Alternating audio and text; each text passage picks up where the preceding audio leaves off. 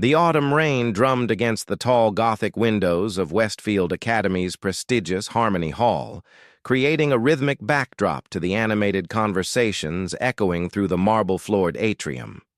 Students dressed in designer clothing and bearing the confident air of privilege moved between the reception tables laden with gourmet appetizers and champagne flutes, their voices carrying the easy sophistication that came from generations of wealth and social position. The evening's event was no ordinary gathering. It was the annual Young Musicians Showcase, where Westfield's most talented students would perform for a panel of distinguished judges, faculty members, and influential patrons who could open doors to the most exclusive music programs in the country. Maya Chen stood hesitantly at the entrance to the main performance hall, her worn canvas messenger bag clutched against her chest like a shield. At 18, she possessed a quiet beauty that was almost entirely hidden beneath layers of practical, inexpensive clothing. Her long black hair was pulled back in a simple ponytail, and her dark eyes held a mixture of determination and vulnerability that spoke to struggles far beyond the experience of her privileged classmates. The oversized gray hoodie she wore bore the faded logo of a San Francisco community center, and her jeans, though clean, showed the wear that came from being one of only 2 pairs she owned. Maya had been at Westfield Academy for exactly 27 days, having transferred on a partial academic scholarship that covered tuition but little else. The scholarship had been her lifeline out of the community college system, where she had spent 2 years after high school, working multiple jobs to afford even the most basic education. But the prestigious private academy represented something she had never dared dream of: access to the kind of musical resources and opportunities that could transform her life. The problem was survival. The scholarship covered tuition, but nothing else. Maya lived in a studio apartment above Wong's laundromat, 23 minutes by bus from campus, where the constant hum of washing machines served as the soundtrack to her late-night study sessions. She worked the dinner shift at Rosie's all-night diner 4 nights a week, serving coffee and pie to truckers and insomniacs, while her classmates attended exclusive social events and private music lessons that cost more per hour than Maya earned in an entire shift. Today had been particularly challenging. A scheduling conflict at the diner had forced her to choose between missing work and missing her only meal of the day. She had chosen work, knowing that the $47 in tips could mean the difference between making rent and spending another night sleeping in the practice rooms. Now, standing in the opulent atrium of Harmony Hall, surrounded by the aroma of expensive catering and the sound of casual conversations about summer homes in the Hamptons, Maya felt the hollow ache of hunger competing with something even more powerful: the magnetic pull of the concert grand piano visible through the glass doors of the performance hall. "Can I play for food?" The words escaped her lips before she had consciously decided to speak them, cutting through the sophisticated chatter like a discordant note in an otherwise harmonious composition. The effect was immediate and dramatic. Conversations stopped mid-sentence. Champagne flutes paused halfway to lips. Every head in the vicinity turned to stare at the girl who had dared to interrupt their elegant evening with such a crude request. The silence stretched for several seconds, heavy with surprise and growing disapproval. "Excuse me?" The voice belonged to Victoria Sterling Whitman, president of the Student Council and daughter of a hedge fund manager whose donations had funded the recent renovation of the music building. Victoria's platinum blonde hair was styled in perfect waves, and her designer dress probably cost more than Maya's monthly rent. She approached with the measured steps of someone accustomed to being the center of attention, her blue eyes cold with distaste. "Did you just ask to play for food?" Maya's cheeks burned with embarrassment, but she held her ground. Something deep inside her, forged through years of struggle and disappointment, refused to let her retreat. "I'm a student here," she said quietly, her voice gaining unexpected strength. I was hoping I could demonstrate my musical abilities in exchange for maybe just something small from the reception table. The laughter that erupted was like glass breaking. It started with a few snickers from Victoria's inner circle and quickly spread throughout the gathering, growing louder and more cruel with each passing moment. Students pulled out their phones, some already recording what they assumed would be an embarrassing spectacle worthy of viral social media fame. "Oh my God, this is priceless!" laughed Brittany Morrison, captain of the varsity cheerleading squad and whose mother sat on the academy's board of trustees. Her burgundy and gold varsity jacket was adorned with patches representing various academic and social achievements that had been largely purchased rather than earned. She actually thinks she can just walk in here and perform like some kind of street musician. "It's actually kind of pathetic," added Brandon Wells, whose father was a federal judge and whose own admission to Westfield had been secured through a combination of legacy preference and a substantial donation to the athletic program. "This isn't a homeless shelter, sweetheart. Maybe try the Salvation Army down the street." But Maya didn't look down or move toward the exit. Instead, she remained focused on the piano visible through the glass doors, her dark eyes holding a familiarity with the instrument that seemed incongruous with her circumstances. Her fingers moved unconsciously at her sides, pressing invisible keys in complex patterns that suggested muscle memory built over many years of serious practice. Professor Elizabeth Hartwell, head of Westfield's music department, and a woman whose own career had been built more on administrative skill than musical talent, approached with the measured steps of someone enjoying the exercise of power. At 55, she embodied everything Maya imagined a prestigious music educator should be, impeccably dressed in a tailored black suit that probably cost more than Maya's entire wardrobe, radiating authority through perfect posture and the kind of confidence that came from never having to worry about basic necessities. "Young lady," Professor Hartwell said, her voice carrying the condescending tone she typically reserved for what she considered problem students. "This is a private showcase for serious music students who have been invited based on their demonstrated excellence and potential. I believe you may be confused about the nature of this event."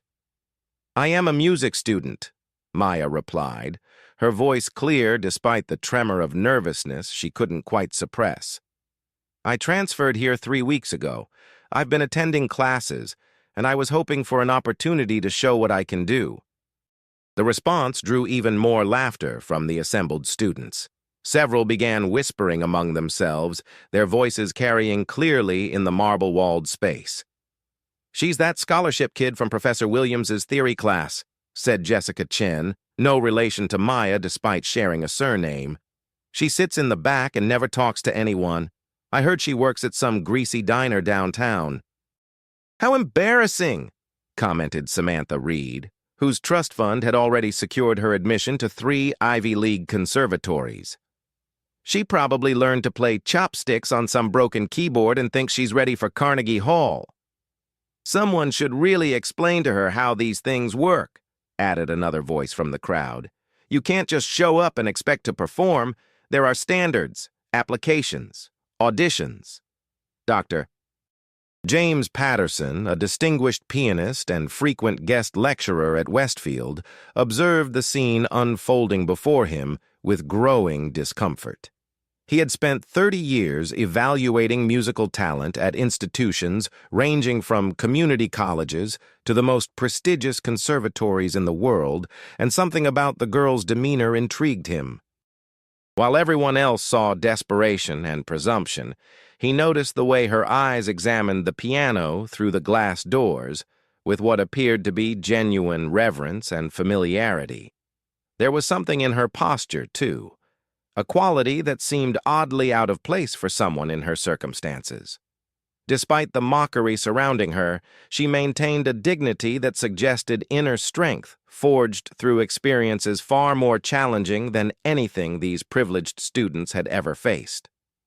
Her fingers continued their unconscious movement, tracing complex passages in the air with the precision of someone who had spent countless hours developing muscle memory.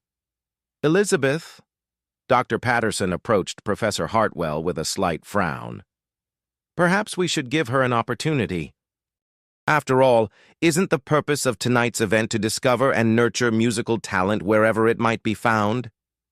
Professor Hartwell's laugh was crystalline and sharp, designed to cut through any objections to her authority. "James, please look at her realistically. Students from her background simply don't have access to the kind of comprehensive musical education required for serious classical performance. It would be cruel to encourage false hopes when the outcome is so predictable." What none of them knew was the extraordinary story that had brought Maya to this moment. She had indeed grown up in circumstances of financial hardship, but her childhood had been rich in ways that none of these privileged students could imagine.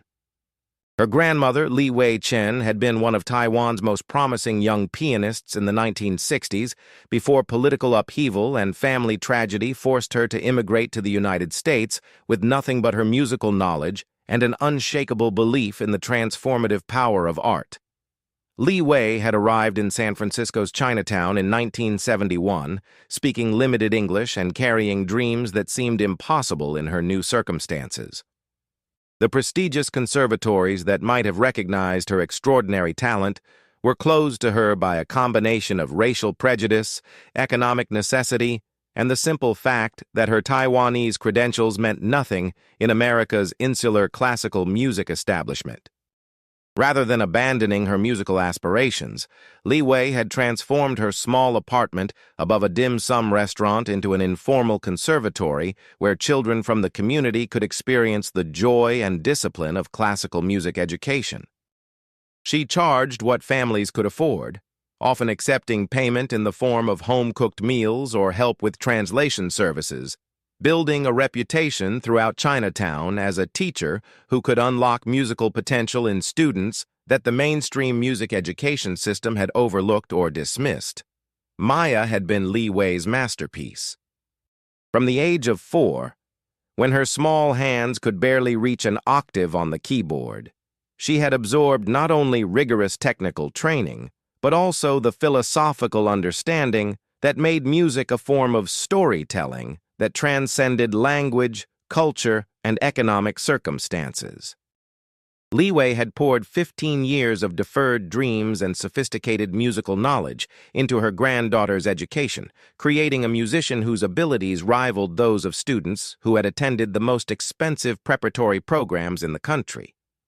"Music is the universal language," Li Wei had repeated throughout Maya's childhood, guiding her granddaughter's developing technique while sharing stories of the great composers and their struggles.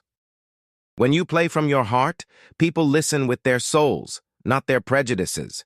The piano doesn't care if you're rich or poor, American or Chinese, young or old. It only cares whether you bring truth to the music." For 15 years, Maya had lived in a world where classical music was as natural as breathing. Her days began with Bach inventions before school and ended with Chopin nocturnes after homework was completed. Li Wei had taught her that each composer spoke a unique musical language. Bach was mathematical precision transformed into beauty.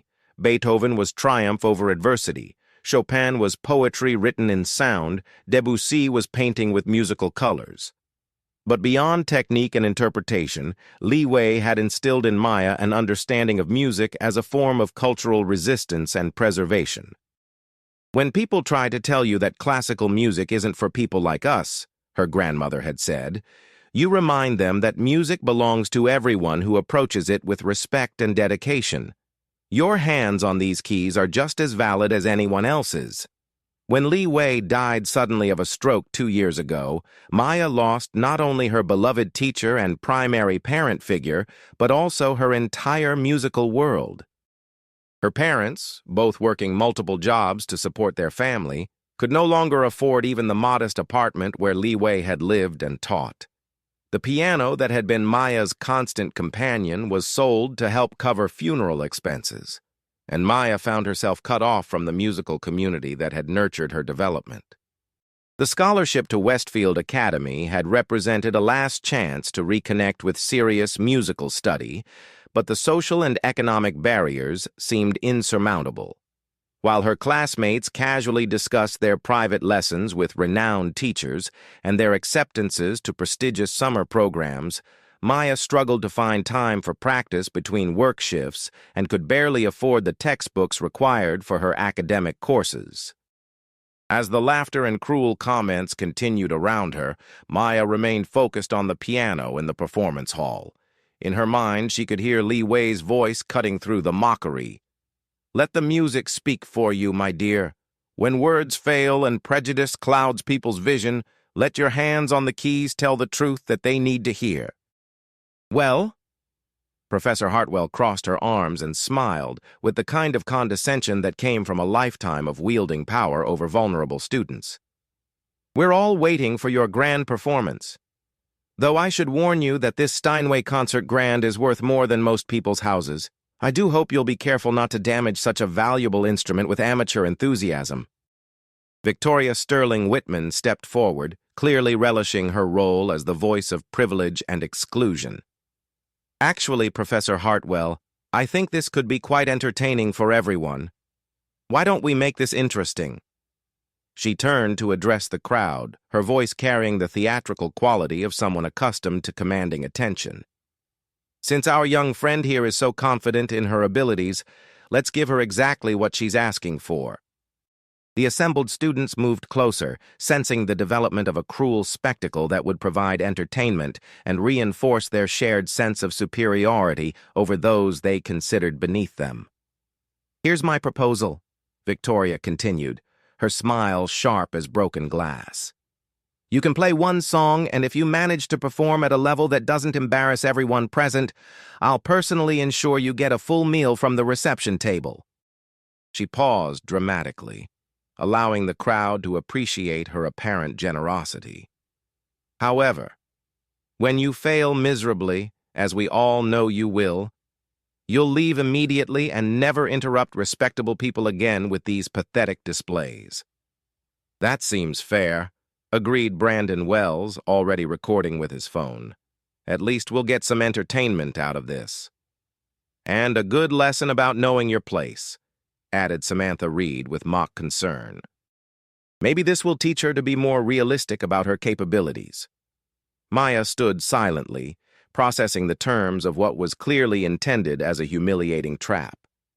But something was happening in her mind, memories rising like a tide. She could almost feel Li Wei's gentle hands guiding her posture, hear her grandmother's patient voice correcting her fingering, sense the presence of all the hours spent in that small apartment studio where dreams had been carefully cultivated despite overwhelming obstacles. "I accept," Maya said simply, her voice carrying a quiet certainty that made several people in the crowd glance at each other with the first stirrings of unease. Dr. Patterson watched the exchange with growing fascination. In 30 years of evaluating musicians, he had developed an instinct for recognizing genuine talent, and something about Maya's calm acceptance of the challenge suggested depths that her detractors couldn't perceive. The way she looked at the piano wasn't the gaze of someone overwhelmed by an unfamiliar instrument, but rather the recognition of an old friend. "Excellent!" Professor Hartwell clapped her hands together with theatrical enthusiasm. "Now, what shall we have our young virtuoso attempt? It should be something appropriately challenging, don't you think?" The crowd murmured agreement, various students calling out suggestions designed to maximize Maya's inevitable humiliation. But it was Dr. Patterson who stepped forward with a suggestion that surprised everyone. "If I may," he said quietly, "since this young lady seems confident in her abilities, why don't we select something that will give her a fair opportunity to demonstrate her actual skill level? I suggest Chopin's Ballet No. 1 in G minor, Opus 23. The suggestion drew gasps from the music students present, who recognized the piece as one of the most technically and emotionally demanding works in the classical piano repertoire. It was a piece that challenged even graduate-level students, requiring not only flawless technical execution, but also the kind of mature musical understanding that typically took years to develop. "Dr. Patterson," Professor Hartwell said with poorly concealed annoyance, Don't you think that's rather ambitious for someone of her obvious limitations? On the contrary, Dr. Patterson replied calmly, if she truly has the musical background she seems to claim, this piece will allow her to demonstrate it properly. And if she doesn't, well, the limitations will become apparent very quickly. Maya nodded her acceptance of the challenge, and for the first time that evening, some of the students looked genuinely uncomfortable. The casual cruelty of mocking someone attempting chopsticks was one thing, but watching someone potentially struggle with one of classical music's most demanding pieces felt different, even to those who had been enjoying her humiliation. Very well, Victoria said, though her voice had lost some of its earlier confidence. Chopin's Ballade it is, but the terms remain the same. Maya walked toward the piano with measured steps, each one carrying the weight of everything she had learned, everything she had lost, and everything she hoped to reclaim. As she moved through the crowd, she was vaguely aware of phones being raised to record what was expected to be her failure, of whispered bets about how many measures she might manage before the piece's technical demands overwhelmed her abilities. When she reached the piano, Maya stood for a moment in silent communion with the instrument. The Steinway Concert Grand was indeed magnificent, its ebony surface reflecting the crystal chandeliers above like a pool of still water. She had never played an instrument of this caliber before, but her trained eye immediately recognized the signs of perfect maintenance and adjustment that would allow for the most subtle musical expression. Slowly, she adjusted the piano bench to the proper height, her movements economical and precise, in a way that made Dr. Patterson lean forward with growing interest. These weren't the fumbling adjustments of an amateur, but the practiced motions of someone who had spent countless hours ensuring optimal playing position. Look at her pretending to know what she's doing, Victoria whispered to her friends, but her voice lacked its earlier conviction. Something about Maya's behavior at the piano was different from what they had expected, more assured and purposeful than seemed consistent with the desperate girl who had asked to play for food. Maya settled onto the bench and placed her hands above the keys in the classical position that had become second nature through years of Li Wei's patient correction. Her posture was perfect, her shoulders relaxed but alert, her wrists positioned at precisely the angle that would allow for both power and delicacy in her touch. For a moment, she closed her eyes and let the memories wash over her. She was back in Li Wei's small studio, surrounded by photographs of great pianists and composers, the afternoon light filtering through curtains that had seen decades of music lessons and patient encouragement. She could feel her grandmother's presence as clearly as if Li Wei were standing beside the piano, ready to offer guidance and support. Remember, Maya, her grandmother's voice whispered through the years. Chopin wrote this ballade after Poland lost its independence. Every note carries the weight of loss, of dreams interrupted, but not destroyed. When you play it, you're not just performing music, you're telling the story of everyone who has ever loved something beautiful and fought to preserve it despite impossible odds. Maya opened her eyes and placed her fingers on the keys. The first contact sent electricity through her entire body. After weeks of practicing on the broken electronic keyboard in her apartment, feeling real piano keys beneath her hands was like returning home after a long exile. The instrument responded to her touch with a richness and warmth that she had almost forgotten existed. The opening measures of Chopin's Ballade No. 1 emerged from the piano with a beauty that made everyone in the room suddenly silent. The gentle, questioning melody that begins the piece was played with such perfect control and musical sensitivity that even the students who had been most eager to witness Maya's humiliation found themselves drawn into the unfolding musical narrative. Doctor. Patterson felt goosebumps rise on his arms as he listened to Maya's interpretation of the opening theme. Every note was perfectly placed, every phrase shaped with the kind of mature musicality that he rarely encountered even in his graduate students. The way she controlled the delicate balance between the melody and accompaniment how she used subtle rubato to make the music breathe and flow naturally, revealed an understanding of Chopin's compositional language that could only come from years of serious study. "This is impossible," he whispered to himself, moving closer to get a better view of Maya's technique. Her hand position remained flawless, even as the music became more complex, and her use of the sustain pedal was sophisticated and precise, creating exactly the kind of harmonic colors that Chopin had envisioned when he composed the piece. Professor Hartwell watched the transformation of the room's atmosphere with growing alarm. The mockery and dismissive laughter had been replaced by respectful attention and, in some cases, obvious amazement.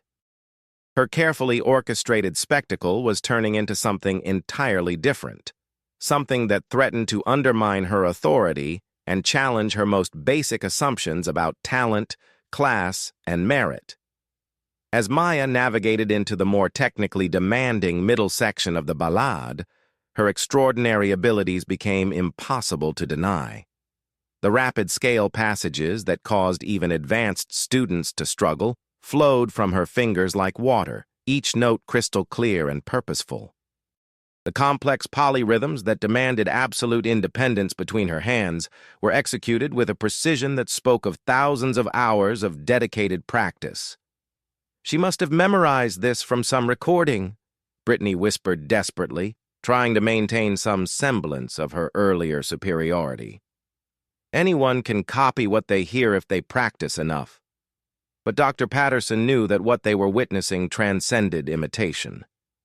Maya's interpretation was deeply personal, filled with the kind of subtle musical choices that could only come from genuine understanding of the composer's intentions and her own artistic vision. The way she built tension through the piece's dramatic middle sections, how she controlled the dynamic contrasts that gave the music its emotional power, the personal touches she brought to phrasing and articulation, these were the marks of a mature artist, not a talented mimic. The memories that flowed through Maya's performance were like an underground river, invisible to the audience, but providing the emotional depth that transformed technical execution into true artistry. She remembered Li Wei's patient explanation of how Chopin used the piano to express emotions that words couldn't capture, how each piece told a story that connected the composer's individual experience to universal human truths. "Music is autobiography written in a language everyone can understand," Li Wei had said during one of their lessons. When Chopin composed this ballade, he was thinking about his homeland, about beauty threatened by political upheaval, about the responsibility artists have to preserve what matters most. When you play it, you add your own story to his, creating something new while honoring what came before. As Maya reached the climactic sections of the ballade, where Chopin demands both virtuosic technique and emotional maturity from the performer, her playing took on an intensity that left the entire room spellbound. Her hands moved across the keyboard with a confidence born of complete familiarity with the music, but more importantly, she played with a depth of feeling that revealed her personal connection to the struggles and triumphs the piece embodied. The gathered students watched in growing amazement as Maya handled passages that they knew would challenge even their most accomplished peers.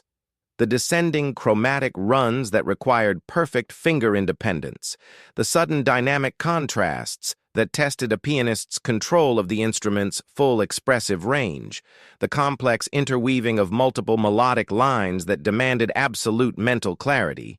Maya executed everything with the skill and understanding of a professional musician. Victoria Sterling Whitman felt a growing sense of unease as she watched her carefully planned humiliation transform into a celebration of exactly the kind of talent she had sought to dismiss. The girl she had expected to see fumble through a few measures of simplified music was instead delivering a performance that rivaled anything she had heard from Westfield's most advanced students. "There has to be some explanation," Victoria muttered to her friends, her voice barely audible over the music. "People like her don't just appear with this level of training. Someone would have heard of her, recognized her abilities." But even as she spoke, Victoria was beginning to understand that her assumptions about the relationship between talent and social class were being challenged in the most direct way possible. Maya's performance was forcing everyone present to confront the possibility that excellence could emerge from circumstances they had never imagined, nurtured by forms of education and dedication that existed outside their privileged experience. Dr. Patterson observed Maya's technique with the fascination of a master craftsman recognizing superior workmanship. The way she controlled the piano's dynamic range, moving seamlessly from the softest pianissimo to thunderous fortissimo passages, demonstrated a level of technical mastery that typically required years of study with world-class teachers. Her pedaling technique was particularly impressive, creating exactly the kind of harmonic resonances that gave Chopin's music its distinctive color and emotional impact. Who taught her? He wondered aloud, unable to reconcile the extraordinary performance he was witnessing with Maya's apparent circumstances. The level of musical sophistication she was demonstrating couldn't be achieved through casual study or natural talent alone. It required the kind of comprehensive musical education that was typically available only to students with significant financial resources. As Maya approached the final sections of the ballade, where Chopin brings back the opening theme transformed by everything the listener has experienced during the piece's dramatic journey, her interpretation reached new heights of musical maturity. The way she handled the return of the main melody, acknowledging both its original beauty and the emotional weight it had acquired through the piece's development, revealed an understanding of musical narrative structure that impressed even the most experienced musicians in the room. The technical challenges of the piece's conclusion, the thunderous octave passages, the delicate filigree work that required absolute precision, the seamless transitions between contrasting moods and textures, were all executed with a mastery that left Dr. Patterson shaking his head in amazement. This wasn't just talent, it was artistry of the highest order, the kind of musical communication that could move audiences and change lives. When Maya played the final, gentle notes of the ballade, allowing them to fade into a silence that seemed to stretch for eternity, she kept her hands suspended above the keys for a moment, reluctant to break the magical connection between herself and the instrument that had allowed her to share her deepest self with these strangers who had begun the evening by dismissing her as worthless. The silence that followed was profound and meaningful, filled with the kind of reverent attention that genuine artistry commands. No one moved or spoke. They were all processing the transformation they had witnessed, trying to reconcile the extraordinary performance with their preconceptions about talent, class, and social hierarchy. Dr. Patterson was the first to break the silence, his hands coming together in applause that resonated through the marble atrium like a declaration of artistic victory. The sound seemed to release the rest of the audience from their spell, and gradually others joined in until the Westfield Academy Music Building filled with genuine appreciation and, in many cases, obvious amazement. Even the students who had been most cruel in their initial mockery found themselves applauding, though their faces showed confusion and something approaching shame. They had been prepared to witness failure, and instead had encountered excellence that challenged everything they thought they knew about merit and achievement. Professor Hartwell looked around the room in growing panic. Her attempt to publicly humiliate a vulnerable student had transformed into exactly the opposite of what she had intended. Instead of reinforcing existing social hierarchies, Maya's performance had revealed the arbitrariness of assumptions based on class and appearance. Worse, she could see in the eyes of her colleagues and students a question that threatened to undermine her authority. If she had been so spectacularly wrong about this girl's abilities, what else might her judgments be based on prejudice rather than genuine assessment? Maya remained seated at the piano, allowing the applause to wash over her like acknowledgement long overdue. But behind her composed exterior, something profound was crystallizing. She had proven her musical abilities beyond any possible doubt, but this moment also represented an opportunity to address the larger issues of prejudice and systemic exclusion that had made her struggle necessary in the first place.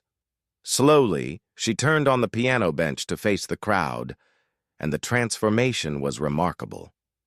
The shy, hungry girl who had asked to play for food had been replaced by a young artist who had just claimed her rightful place in the world of serious music through the most fundamental form of proof possible, undeniable excellence in performance. Dr. Patterson approached the piano with deep respect, his professional demeanor unable to conceal his excitement at having witnessed something truly extraordinary. "Miss," he said with genuine admiration, "that was one of the finest performances of the Chopin Ballade I have heard from a student at any level. May I ask where you studied? Your teacher must be absolutely extraordinary." Maya looked at him directly, and for the first time that evening, she allowed some of the pain and loss of the past 2 years to show in her eyes. "My grandmother taught me," she replied simply, her voice carrying the weight of love and loss that had shaped her musical development. "She always said that music was something no one could take away from me, no matter what else I might lose." The answer hit Dr. Patterson like a revelation. Not an expensive conservatory or elite private academy, but family. Not purchased privilege or social connections, but love and dedication passed down through generations.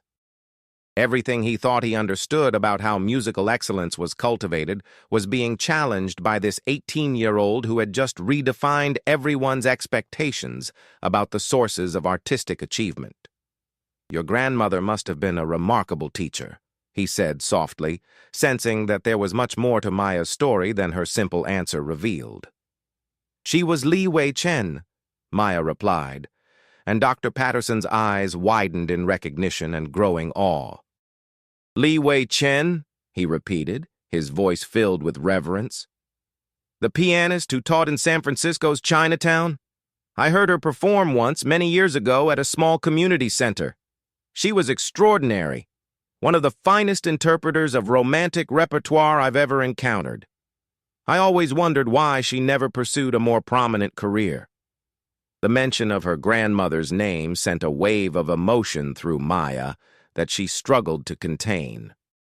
For 2 years, she had carried Li Wei's legacy alone, with no one to share the memories or acknowledge the profound influence her grandmother had exerted on her development as both a musician and a person. Hearing Dr. Patterson speak of Li Wei with such respect and recognition felt like a form of vindication that she hadn't dared hope for. "She faced barriers," Maya said quietly, her voice steady despite the emotions churning beneath the surface. "The same barriers that brought me here tonight begging for food. Talent doesn't guarantee opportunity, and excellence doesn't always overcome prejudice." Professor Hartwell, overhearing the conversation, felt the ground shifting beneath her feet in ways that threatened everything she had built her career upon. Li Wei Chen was indeed a legendary figure in California's music education community, known throughout the classical music world for producing students who had gone on to perform with major orchestras and teach at prestigious institutions. The revelation that Maya was her student completely undermined every assumption Professor Hartwell had made about the girl's background and qualifications. "I don't understand," Brittany said, her voice much smaller than it had been at the beginning of the evening. "If your grandmother was famous, if you can play like that, why are you poor?" Maya finished the question with a calmness that made several students look away in embarrassment. "Because musical talent doesn't come with a trust fund. Because my grandmother spent her life teaching children who couldn't afford lessons at prestigious academies. Because when she died, she left me her knowledge, but not her financial security." The words hung in the air like an indictment, challenging every assumption the privileged students had made about the relationship between talent and economic status. Maya's story forced them to confront the possibility that excellence could emerge from circumstances they had never had to face, and that their own advantages might have less to do with merit than they had always assumed.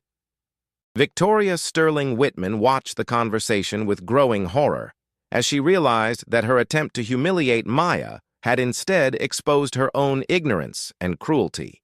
The video recordings that students had made of the evening would show not Maya's failure, but Victoria's prejudice and the extraordinary talent she had tried to dismiss. In an age of social media, she knew that her behavior could follow her for years, potentially affecting her college applications and social standing. Dr. Patterson studied Maya with growing respect and determination. What are your plans after graduation? With training like yours and this level of artistic maturity, you should be preparing for major competitions, conservatory auditions, perhaps even professional debuts. Maya's laugh was bitter, tinged with the reality of her circumstances. My plans are to work enough hours to pay rent and buy food, and hope my scholarship money lasts through graduation. Beyond that, I suppose I'll continue playing for myself and maybe find some students to teach. She paused, looking around at the assembled crowd. Classical music performance isn't exactly a practical career path for someone in my situation. The casual way she dismissed opportunities that the other students took for granted highlighted the vast gulf between their experiences. For them, the question wasn't whether they could afford to pursue music professionally, but which of many expensive options they preferred. For Maya, the question was whether she could survive long enough to complete her basic education. That's completely unacceptable, Dr. Patterson said with growing conviction. Talent like yours cannot be wasted because of financial constraints.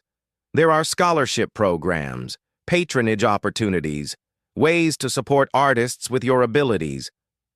Professor Hartwell, desperate to regain control of the situation and salvage some semblance of her authority, stepped forward with a forced smile.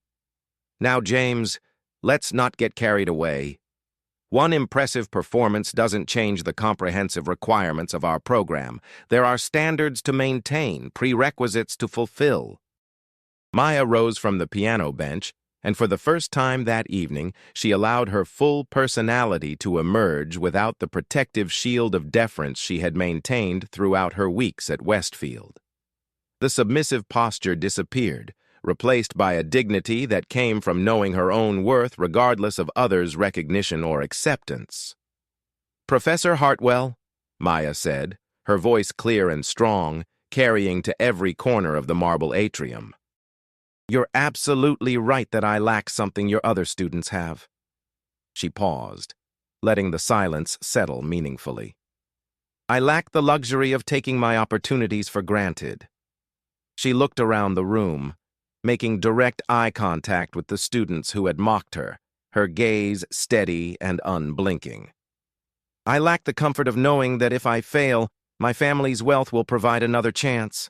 I lack the security of connections that open doors regardless of merit. I lack the privilege of assuming that the world owes me recognition simply because of who my parents are." Her voice gained strength and passion as she continued, each word carrying the weight of years of struggle and determination. "But what I have is something that can't be bought, inherited, or awarded through social connections. I have the knowledge that every note I play has been earned through sacrifice. Every piece I master represents not just my own work, but my grandmother's dreams and my family's struggles." The room was completely silent now, transfixed by the transformation they were witnessing. The girl they had dismissed as a pathetic charity case was revealing herself to be not just talented, but wise and articulate beyond her years, capable of challenging their most fundamental assumptions about merit, worth, and social justice. "You can keep your standards and prerequisites, Professor Hartwell," Maya continued, her voice carrying a quiet authority that made several faculty members shift uncomfortably. "But maybe it's time to examine whether those standards are really about musical excellence or just about maintaining a system that keeps people like me out of places like this." Dr. Patterson watched in admiration as Maya articulated truths that many in the music world acknowledged privately, but rarely addressed publicly. Her performance had been extraordinary, but her words were revolutionary, challenging the entire structure of elite music education in ways that could not be easily dismissed or forgotten. "Miss Chen," he said formally, his voice carrying the weight of professional commitment, "would you be interested in auditioning for some scholarship programs I'm aware of? Full funding programs that cover not just tuition, but living expenses, instrument access, and professional development opportunities." Maya's composure finally cracked slightly, hope flickering in her dark eyes like a flame that had been carefully protected through years of disappointment. Yes, of course, I would be interested." "Excellent. I'll make some calls first thing tomorrow morning." He turned to Professor Hartwell with a pointed look that carried decades of professional authority. "I think we've all learned something valuable tonight about the true sources of musical excellence and the importance of looking beyond surface appearances." The crowd began to disperse slowly, students and faculty members buzzing with conversations about what they had witnessed. The evening that had begun as a routine showcase for privileged students had transformed into something none of them would forget, a moment when assumptions were challenged and preconceptions shattered through the undeniable power of artistic truth. As people moved toward the reception area, many casting glances back at Maya with newfound respect and curiosity, Brittany Morrison approached hesitantly. Her earlier confidence had completely evaporated, replaced by an expression that mixed genuine regret with uncomfortable self-awareness. "Maya," she said quietly, her voice barely audible above the murmur of departing conversations, "I want to apologize for what I said earlier. I was wrong, and I'm sorry." Maya studied her for a moment, seeing what appeared to be genuine remorse in the other girl's expression. "You weren't wrong because you misjudged my musical abilities," she replied thoughtfully. "You were wrong because you assumed that someone's worth as a human being could be determined by their economic circumstances."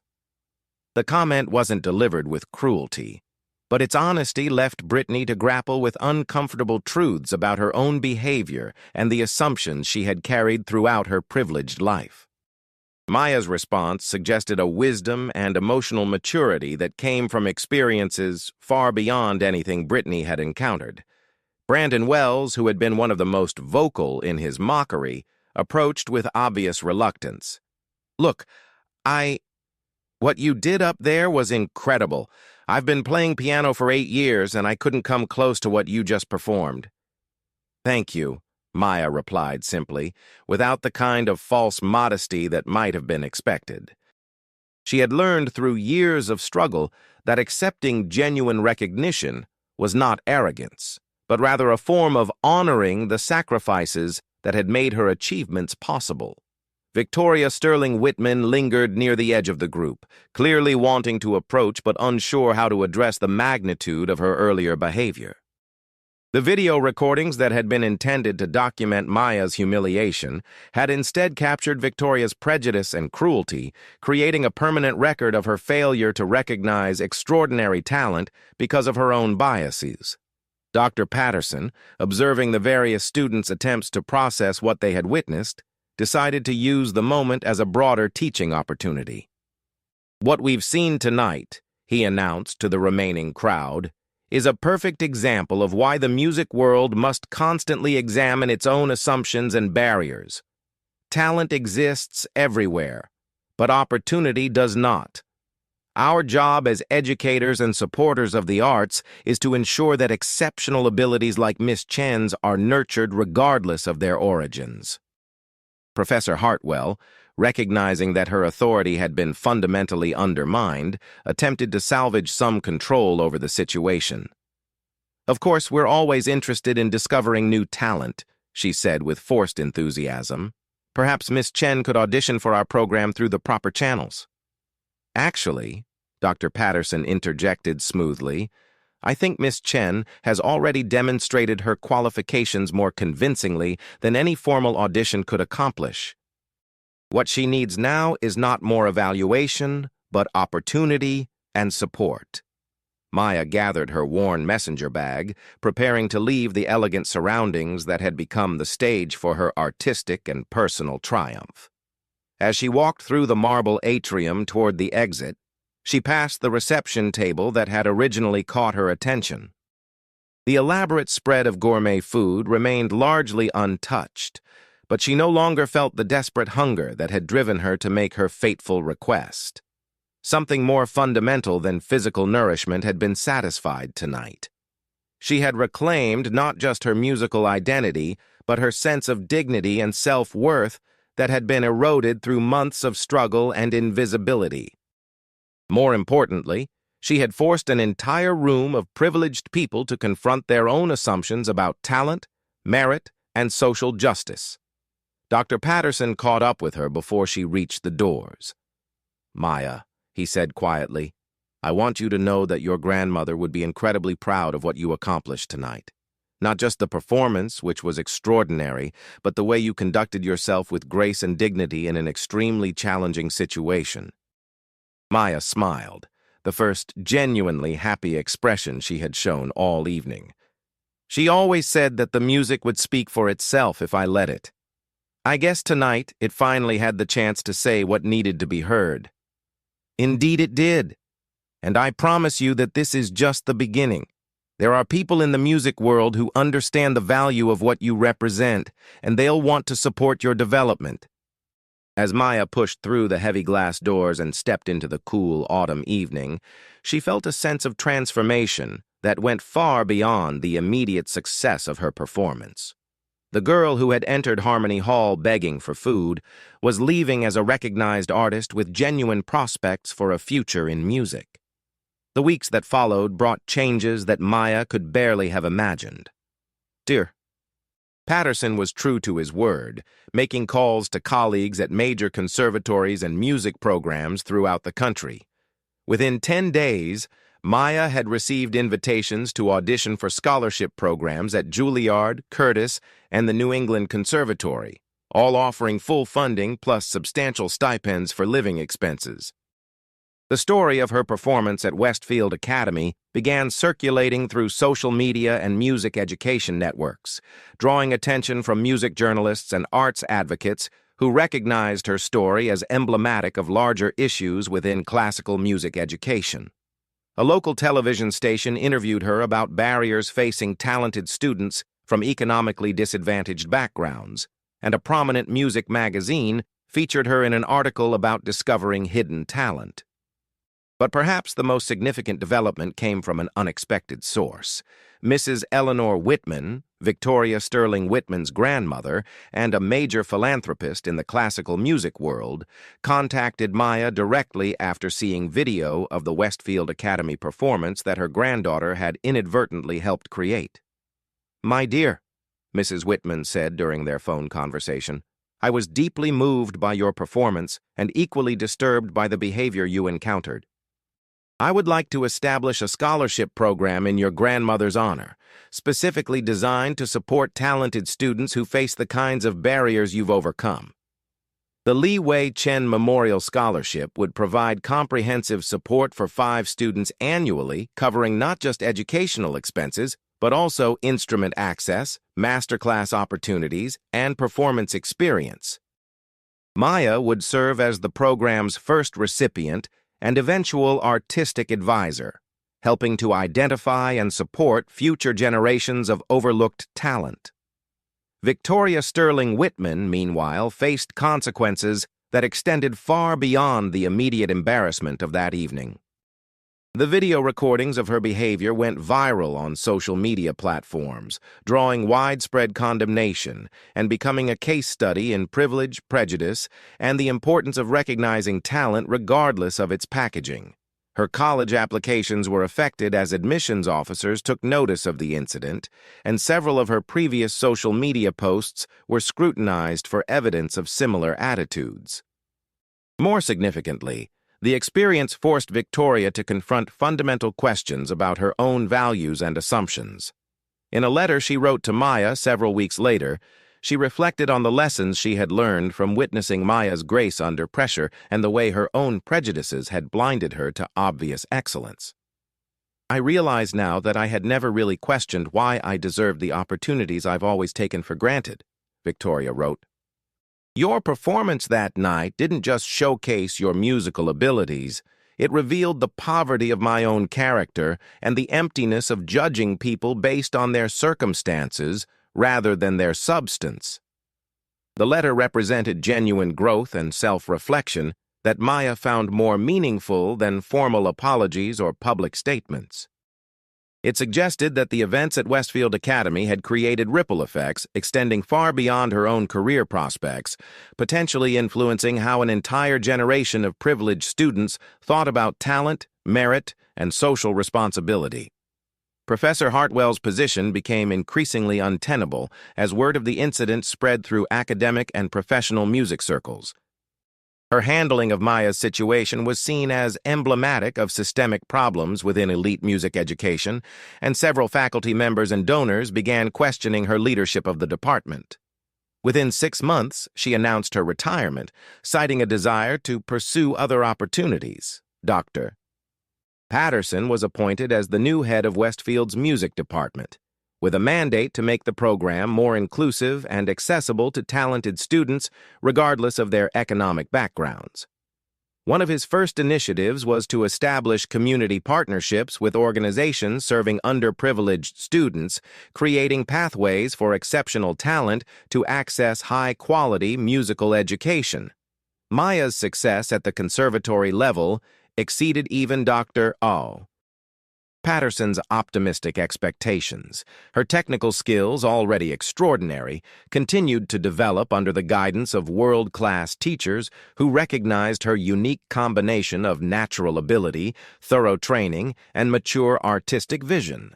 More importantly, she emerged as a powerful advocate for expanding access to classical music education, using her growing platform to speak about the systemic barriers that prevented many talented students from pursuing their artistic dreams. Her debut recital at Lincoln Center 18 months after the Westfield Academy incident drew a sold-out audience that included many of the students and faculty members who had witnessed her transformation.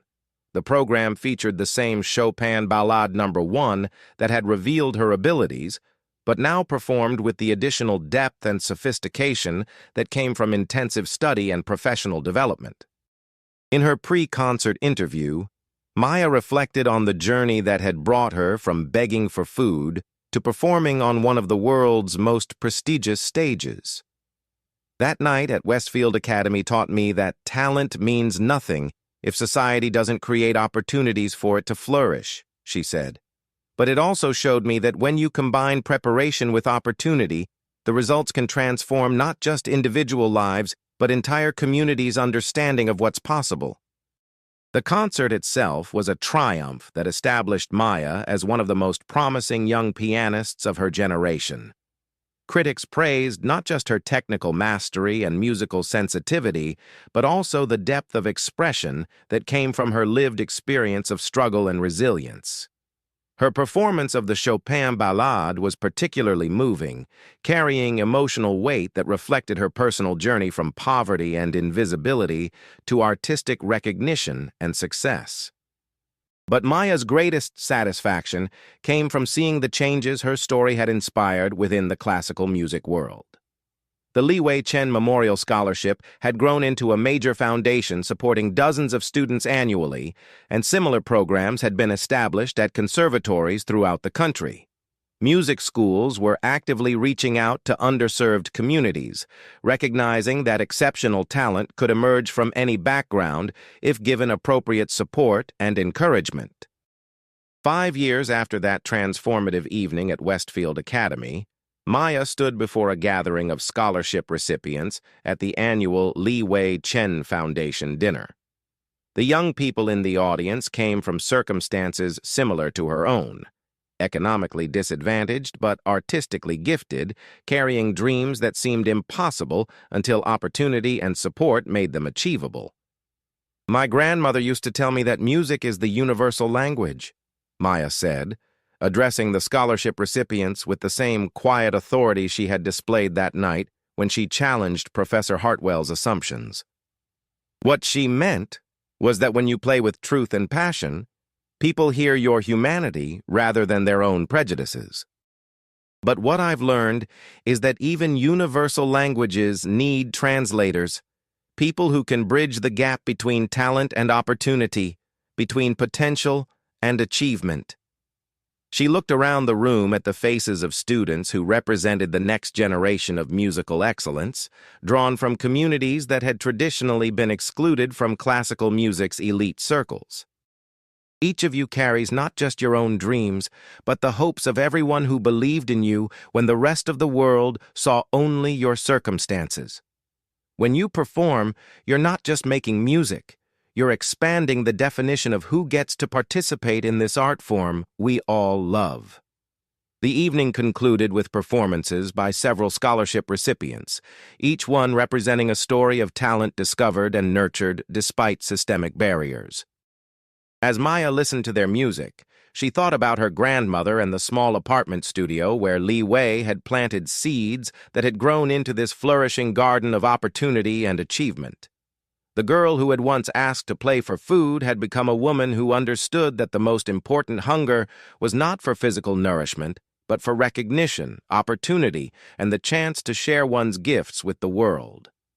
Her journey from desperation to triumph had revealed truths about talent, prejudice, and the power of music to transform both individual lives and entire communities' understanding of human potential. In bridging the gap between her grandmother's dreams and her own achievements, Maya had created something larger than personal success.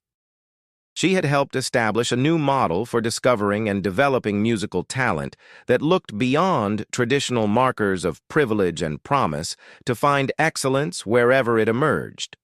Her legacy would be measured not just in her own performances, but in the opportunities she had created for future generations of artists who might otherwise have remained invisible to the classical music world. The story that had begun with a hungry student's desperate request had evolved into a movement that was reshaping one of America's most exclusive art forms, proving that sometimes the most profound changes begin with the simple act of allowing someone to demonstrate their true capabilities when given the chance.